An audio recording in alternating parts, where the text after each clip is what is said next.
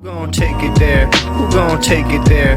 Who gon' take it there? Who gon' take it there? Electricity, electricity, electricity, electricity. You know what's in the air. You know what's in the air. You know what's in the air. You know what's in the air. It's possibility. It's possibility. It's possibility. It's possibility. All right, so Andrew Schulz has been getting a little bit of attention for some comments that he made about the DoorDash stunt that Trump pulled. I haven't been covering Andrew Schulz that much over the past couple weeks because really he hasn't been saying anything that interesting. He kind of pivoted away from Trump on the ICE stuff and seemed like that was, a bridge too far. Then, especially with the Iran stuff on top of it, he stopped defending Trump weeks ago. And his takes since then have not really registered very much because he's not saying much. He might gesture at frustration at Trump or that he's upset with this or that, but he's not saying anything that sharp or salient. But this DoorDash comment has gotten a little bit of attention, and actually more people are sharing this sentiment than I would have thought. I didn't expect this DoorDash stunt to make a ripple, but it seems to have. People are upset at DoorDash over it, and there's even been this PR guy with the company kind of spiraling about it over Twitter. So it's been a whole thing that kind of backfired on them. So these are the comments that Andrew Schulz made. I think he makes a good point here, but also his cynicism is showing here a little bit for me. So that's what I want to get into. But here's him and his buddies talking about the DoorDash stunt, and it starts showing the clip of Trump responding to the whole thing about him addressing the Jesus picture thing and saying it was supposed to be him as a doctor. That statement was actually made at the same time as this DoorDash stunt, bizarrely enough, because that's just how Trump operates.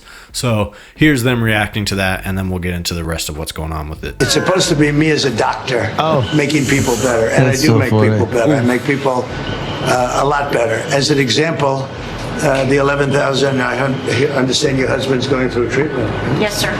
Yes, sir. He's going through some very serious cancer treatment, so yes, this goes a long way. He sounds like me trying to get my point out before. Now, keep in mind, the woman that he's talking to right there is a DoorDash delivery woman. She's a grandma that got to work DoorDash, delivering Burger King to the White House. Oh, my bad. McDonald's to the White House. Which also, there's a little fugazi with that. For the Tell record. me. Well, people pointed out that woman, Sharon Simmons, I believe is her name. I don't know if she is or isn't working for DoorDash, but she is a Trump supporter from Nevada. Okay. And she was over there and spoke at one of his things and talked. I don't know exactly what the context was, but she was in connection with Trump in some capacity as a supporter, and then goes to DC to deliver him McDonald's. So people are like, oh, well, this is obviously, you obviously brought her over for this PR thing. But why would you bring a grandma that needs to work DoorDash? Because they're talking about taxation on tips. Yeah, but pause it for a second. Don't we want to live in a country where grandmas don't have to work DoorDash? Where grandmas get to be retired and there's a retirement fund that takes what kind of delusional reality are we living in where he's parading around the grandma that's working DoorDash so she can afford to pay her husband's cancer bills, and he's like, see, we're not doing tips. There's a whole other issue at hand here that we need to be focused on. So the knee-jerk reaction here is good. The rest of the commentary they do is just pointing at random stuff and making dumb jokes. This whole episode is just dumb jokes. I haven't watched this show in a little while, and this episode is particularly boring.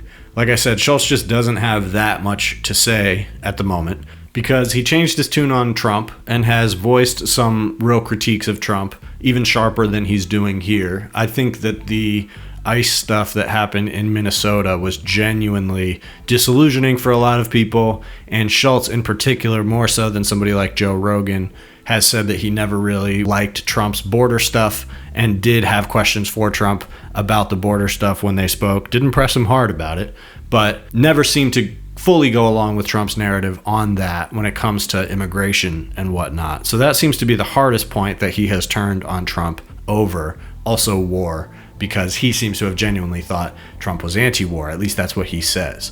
So he's changed his tune on Trump and takes this more well, this isn't what Trump promised us type of tune. But I think it's really cynical how he says, well, there's a deeper problem than grandmas that work for DoorDash aren't getting their tips without taxes. The deeper problem is, why do we have grandmothers working for DoorDash at all? And that is fascinating, because he's right about that. But that's where I say that is such a shift in tone. That is a complete reversal in terms of how one looks at politics or anything related to any of these economic issues in the first place. There's no way that somebody through that type of lens could land on the conclusion of voting for Donald Trump. And the reason is because Donald Trump is fundamentally, at his core, what he's offering is some version of populism and supposed solution to problems like war that doesn't have to travel into lefty territory of saying, we're going to scale back the major companies, we're going to tax them, we're going to do antitrust. You know, for somebody who hates corporations or greed or even government corruption, those are the things that you want to go after. And yet the whole selling point of Republicans and the requirement for someone like Trump to even run as a Republican, especially with corporate and billionaire support, is to stay away from policies like that. It's why he is now going after Zohran Mamdani in New York for saying that he is going to up luxury property taxes. Of course, that's Trump's purview. He's going to come out and say this is ruining New York. So the whole selling point of Trump is we can address these systemic problems without listening to crazy Bernie. And so now for Schulz to be completely changing his tune, it does seem like he's taken a little bit more of an interest in the democratic socialist style of politics like Zohran Mamdani. But I think this is just such a departure from the way that he's talked about politics in the past. And so if he wants to start arguing for like democratic socialist redistribution programs and whatnot, and he's talked a little bit about stuff like that, but not strongly. So I think that he has things like that knocking around in his head, but he's not trying to commit to any position like that, because just like a lot of these guys who ended up voting for Trump, they just did it because they make a lot of money and they like being rich, and they like the idea of, like I said, being told that we can solve all of these problems in society without having to tax the rich more. That's ultimately the selling point of Trump for them. And so now they're backpedaling off of it because we're seeing what a failure of a project that is, and that anybody selling that, especially doing a good job of selling that dream, is a fucking grifter. Because if you're doing large scale programs and solving problems like, say, making sure senior citizens don't fall into a position where they have to rely on DoorDash in order to make a living, in order to address that problem systematically, you're going to have a large tax base. And it seems to the average American that the best place to pull that wealth from for that taxation is in the hoarded wealth that some of these billionaires have. Billionaires who could contribute huge portions of that wealth and not be affected in any way whatsoever. That's the state of wealth in America. So American politics is going in a direction where that's going to be what gets addressed next, is like systemic money in politics, everything from AIPAC and how the colonial project in Israel is kind of transmuted onto American politics through different corporate interests and through political pressure, but also just general corporate influence. And what's needed is people who can articulate that properly. That, okay, you're talking about a deeper underlying problem here. Yeah, that problem is DoorDash. So the fact of the matter is, it's good that there's no tax on tips. I think that's fine. I don't mind the no tax on tips policy. I think it's largely inconsequential in terms of the tax base. So if people can save some money and make more money, I've worked in the service sector, I think that's a perfectly fine place for people to make more money. But that's the kind of thing that Republicans will offer instead of any type of actual systemic change. And people are really ripping into them over this stunt, actually. Like I said, more than I would have thought, because this stuff happens all the time. It reminds me of the Tesla stunt at the White House. Everything is computer. I mean, this is just the kind of thing that Trump does. But there's been a lot of backlash over this at DoorDash specifically. And you have the head of PR for DoorDash. I guess he's the guy who organized this stunt, because even Trump has come out now and said that he thinks this was tacky, it's kind of lame and uncomfortable, the whole thing is awkward. And so now you have this PR guy from DoorDash tweeting about it, defending this lady. Everybody's pointing out this lady is a plant. That's something that Schultz's buddy says. And she is a plant because she's appeared on Fox News. She's appeared shilling for Republican causes in the past, including no tax on tips, to be fair. So she is somebody who has advocated for Republicans on this issue in the past and is now doing so again. He offers this explanation. She's just a dasher who moved to Arkansas and then went to the White House and then came to DC to do this stunt. And then she came to DC to do this is the part where it's like, okay, how? Who called her? Whose role is she on? What did she get paid? Who paid for this trip? So I think this guy is probably the one who pushed for this. And so he's feeling defensive about it because here is Trump saying that he thought this was a little tacky. Earlier this week at the White House, I met a wonderful woman named Sharon Simmons, a grandmother driving DoorDash to help support her husband's cancer treatment. She's got serious cancer. He's going to be okay, I think. Sharon delivered McDonald's to the Oval Office. It was a little bit of a, to be honest, it was a little tacky. They come up with these crazy ideas like McDonald's, although that was the biggest ever. Yeah, so that has Google, to be because of some backlash that he saw because of it, and also possibly that it wasn't his idea, that this was something that was kind of set up probably through some aides and also DoorDash. So it seems like they coordinated behind the scenes to do this little stunt. DoorDash wanted to be a part of it. Why? Because DoorDash benefits from this, because this is a solution for them ultimately. It's a way that their employees take home more, that they don't have to pay them anymore. And who's taking a hit because of that? The federal government. So that's all well and good, except for the fact that, really it's negligible at all, even if you care about, really it's negligible in the first place, even if you care about austerity politics. This isn't really going to make a dent. That's the problem with regressive taxation in the first place, is that while it creates a serious churn of tax dollars, which is healthy for the longevity of projects, it also is just not as vast of a base of wealth that you're going to get from some of these billionaires and some of the income of some of these higher earners in the economy that have plenty of room to contribute to tax projects. And that's really where the money would come from. That is ultimately going to go to people like Grandma Psyop and prevent her from having to be a DoorDash driver in the first place. So that's what frustrates me here, is that you have these conservative-leaning people, anything from the Nick Fuentes types to Andrew Schulz to Joe Rogan, etc. They all essentially are psyops because they direct attention away from capitalism. It's pretty simple. It's like they walk right up to a capitalist critique and then they just don't do it. Because identifying that problem clearly and then moving forward in terms of a political approach that could actually do something about it, go after those people, tax them more, and also create policy and create a foundation of law that disincentivizes these companies from exploiting people in the first place. That's really the long-term ideal for America, in my opinion. And so we can't start with that project until people correctly identify the problem. And so to see people deliberately misdirect over and over again is just exhausting. When it comes to Schulz, I think that he is closer to that type of critique than some of these other guys. They all dance close to it, but ultimately they want to protect their own bag, and none of them can stomach the idea of actually supporting